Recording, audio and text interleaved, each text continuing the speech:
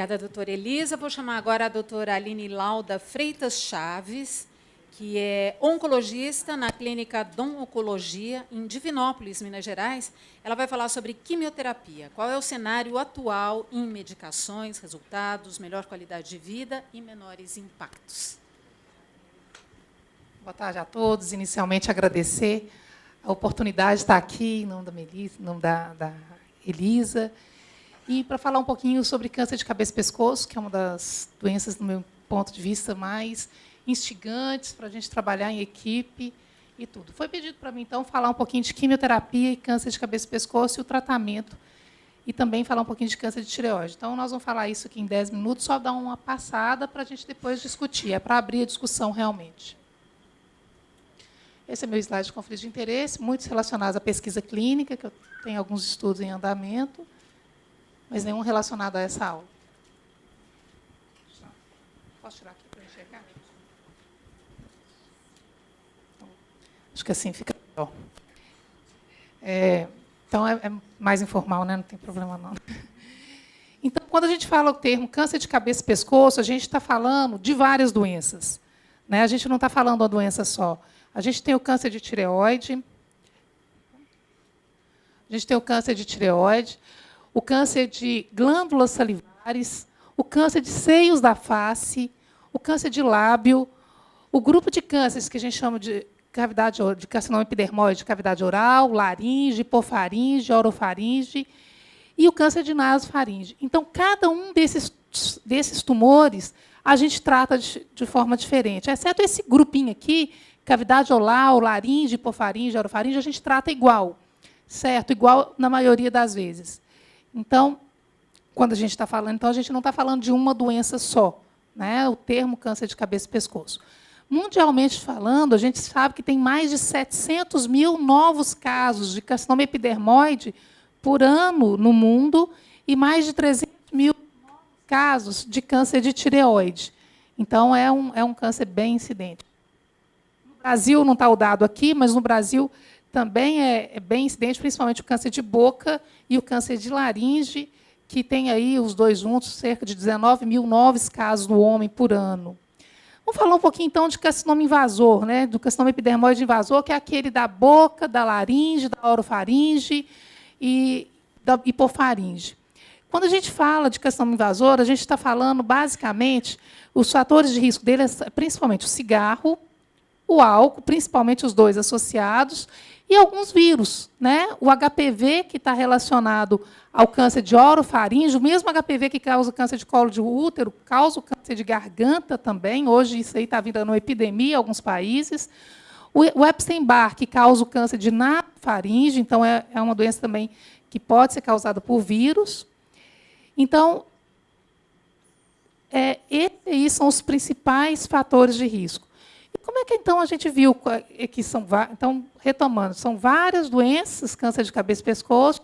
O principal e mais comum é o carcinoma epidermoide, no Brasil, principalmente boca e laringe. E o principal fator de risco é o cigarro, sem dúvida nenhuma. E como é que a gente trata essa doença? Os tratamentos principais é a cirurgia, nas várias formas dela, seja a cirurgia convencional, aberta, a cirurgia minimamente invasiva, a cirurgia robótica, a radioterapia nas suas várias formas também, que principalmente a convencional, a tridimensional e a IMRT. A quimioterapia, com seus vários protocolos de quimioterapia, sendo a principal droga que a gente utiliza no câncer epidermoide é a cisplatina, né?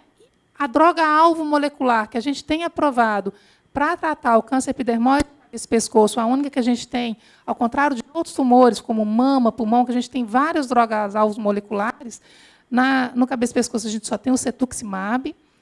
E agora, nos próximos, já está aprovado nos Estados Unidos, mas a imunoterapia está chegando também, vai chegar no Brasil, acredito que aí nos próximos 2 anos já está aqui também para acrescentar no arsenal terapêutico dessa doença.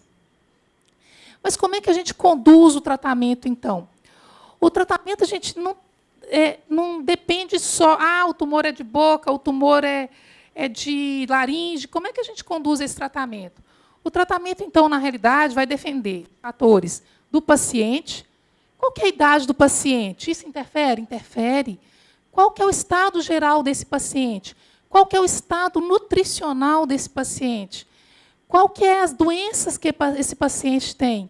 Diabetes, insuficiência cardíaca, isso tudo interfere, né? E tem também uma interferência grande, quais são os desejos e as expectativas desse paciente. Não adianta eu falar com o paciente que ele está com câncer de língua, tem que fazer uma glossectomia total e tirar a língua. Se ele falasse comigo, Aline, eu não aceito fazer isso. A gente leva para a reunião, discute todos juntos, conversa com ele, a psicóloga conversa. Eu não aceito. Você tem que respeitar essa autonomia do paciente, desde que ele esteja ciente de tudo. Então, isso também pesa na tomada de decisão, claro. Já os fatores tumorais, a gente tem que levar em conta. Onde que esse tumor começou? É na laringe, é na boca, é na garganta? Qual que é a histologia? É um carcinoma invasor, é um carcinoma epidermoide invasor, é um adenocarcinoma? O HPV, algumas vezes, pode interferir, mas na maioria das vezes não. E o estadiamento? Essa doença é localizada? Essa doença tem íngua aqui no pescoço comprometida, né, os linfonodos? Então, tem doença metastática? Metastática o quê? Saiu do local, saiu da boca, foi para o pulmão? Então, isso tudo são os fatores tumorais que interferem. E tem também fatores institucionais. E o que significa isso? Qual que é a fonte pagadora? No SUS, muitas vezes, eu não tenho MRT. No SUS, a gente não tem acesso a algumas tecnologias, como cetuximab, como as imunoterapias, que provavelmente não vai chegar cedo no SUS também. Mas eu acho que, na minha opinião, o que mais interfere nem é só a tecnologia, o acesso à tecnologia.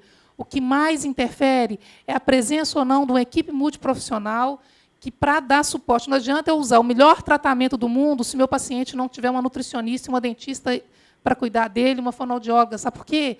Ele vai morrer, sabe por quê? De falta de assistência, porque o médico sozinho não faz nada sem uma equipe multiprofissional junta e atuante. Então, é assim que a gente conduz o tratamento do paciente. E os resultados vai depender se o tumor é inicial ou avançado. O tumor inicial, que é cerca, infelizmente, a minoria, 20% a 30% dos pacientes, a gente cura a maioria dos casos, 60% a 80%, e, geralmente, com um tratamento que a gente chama unimodal, só com a cirurgia, só com a radioterapia.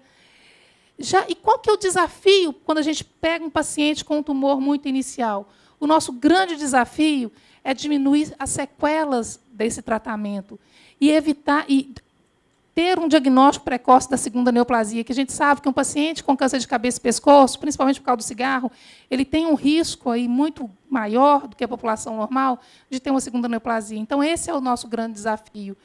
Já os tumores avançados, que é aqueles estadiamentos 3 e 4, que é a maioria dos pacientes, cerca de 70% dos pacientes, a recidiva local, ou seja, a doença do paciente volta no local de 40% a 80% dos casos, e a doença sistêmica, ou seja, a doença vai para outros órgãos em 10% a 30% dos casos. O tratamento, então, tem que ser multimodal, tem que usar, geralmente, a cirurgia, a radioterapia e, muitas vezes, a quimioterapia também. E qual que é o desafio da doença avançada? É diminuir a recidiva local e sistêmica, aumentar a sobrevida desse paciente, diminuir as sequelas do tratamento, manter a qualidade de vida dele. E quais são os novos tratamentos que estão chegando no carcinoma epidermoide invasor? Na cirurgia, os novos tratamentos que a gente pode falar é a cirurgia robótica, né, o que vão falar que mais novo tem. O que a cirurgia robótica faz? Ela ajuda a ter melhor acesso ao tumor, por exemplo, na garganta, às vezes você abrir, né, aqui nessa região, então lá a robótica consegue. É uma cirurgia, então, menos invasiva, mas ela não altera a sobrevida do paciente, ela não aumenta a chance de cura do paciente. A radioterapia MRT, ela é mais localizada, então, por isso, ela é menos tóxica, né, o IMRT, mas também, lembrando, ela é menos tóxica, melhora, mas ela não altera a sobrevida do paciente. E a quimioterapia, a gente tem como novas tecnologias o cetuximab, que é a droga que é a única droga-alvo, igual eu falei, que pode ser usada concomitante à rádio, no paciente que não tolera a cisplatina, ou no caso da doença metastática, que pode aumentar a sobrevida do paciente. E está vindo, igual eu falei, as imunoterapias nos próximos anos aí. Falar só um slide, 2 slides de câncer de tireoide, que as meninas me solicitaram, né, Melissa, para a gente dar uma pincelada no câncer de tireoide.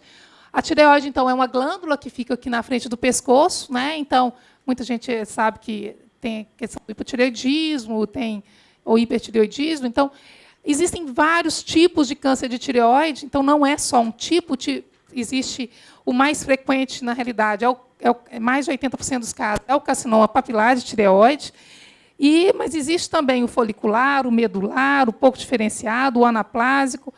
Então, mas é mais frequente o câncer papilar. E, geralmente, é um tumor altamente curável. Né? Só o câncer papilar, existem vários subtipos desse câncer papilar, e alguns estudos, agora, alguns grandes formadores de opinião estão, inclusive, falando que alguns casos de câncer papilar de tireoide a gente nem tem que tratar, a gente pode discutir isso depois. E, em termos de tratamento, o principal tratamento realmente é a cirurgia. Em vários casos, a gente tem que usar a iodoterapia, né, para diminuir a chance da doença voltar. E, nos casos da doença metastática, o que a gente tem de novo é que a gente tem aí algumas drogas-alvos, que é o sorafenib, o levantinib, o vandetanib, o cabozantinib, para diminuir aumenta o tempo livre de doença desses pacientes, né? Diminui o tempo de progressão de doença. Então, isso é o que a gente tem de câncer de tireoide, o que nós falamos anteriormente, é a questão do câncer epidermoide invasor, né? Então, só para concluir, o tratamento... Primeira coisa, câncer de cabeça e pescoço são várias doenças, não é uma. A gente tem que individualizar cada caso e, principalmente, a abordagem não é de um médico só. A abordagem é de uma equipe que conta não só com o médico, que é o cirurgião, oncologista, radioterapeuta, mas conta também e principalmente com a dentista, com a fonoaudióloga, com a nutricionista, com a psicóloga, com o assistente social. Toda essa equipe, a enfermeira, tem que atuar junto para a gente aumentar a chance de cura do paciente. Quando a gente fala de nova tecnologia, a gente tem que considerar qual que é o benefício real dessa tecnologia. Claro, o benefício real a gente tem que falar em termos de qualidade de vida, em termos de ganho de sobrevida. A gente tem que também pesar quais são as toxicidades dessas novas tecnologias, né? Não são isentas, né? Tem um perfil de toxicidade diferente, tanto os remédios como para a própria radioterapia, e tem que levar também em consideração a questão dos custos. Mas o importante é atuarmos em todos os momentos do paciente, e não só apenas no tratamento. E quais são esses momentos? Né? Aqui passou direto, mas é só para vocês entenderem, que isso aqui era um slide que ele vai entrando, mas do diagnóstico, se você for pegar entre o diagnóstico da doença, até ela pode evoluir do diagnóstico, uma doença que é curável, uma doença não curável, uma doença terminal. Graças a Deus que, hoje em dia, na oncologia, a maioria dos pacientes a gente está colocando até aqui, doença potencialmente curável. A menor parte está virando doença terminal, isso graças a Deus. Mas o importante, desde o diagnóstico até o cuidado terminal, esse paciente precisa de cuidado suportivo e de reabilitação. Quando ele se torna uma doença não curável, cuidado paliativo é importante e, sem dúvida nenhuma, cuidado de fim de vida, que é uma abordagem holística, é uma abordagem não somente médica ou da equipe, mas é uma abordagem que envolve a questão social, envolve a questão espiritual e tudo. E lembrar que os momentos, além de todos esses momentos que a gente tem da doença, a gente tem que também trabalhar com pesquisa, a gente tem que trabalhar com a ajuda na inserção de novas tecnologias e, sem dúvida, a gente tem que trabalhar com prevenção, né? Que, como a gente sabe, cigarro, HPV, isso tudo são coisas que são preveníveis. Não adianta eu cuidar só de uma parte, então a gente tem que cuidar de tudo, da atenção primária à atenção terciária. Né? Então, é isso. Obrigada.